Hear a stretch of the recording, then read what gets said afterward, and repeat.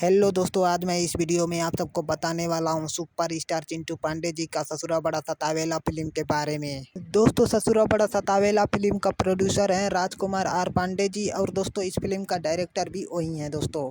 अब दोस्तों आप सबको बता दें कि इस फिल्म के मुख्य भूमिका में है सुपर स्टार प्रदीप पांडे चिंटू जी और काजल राघवानी जी।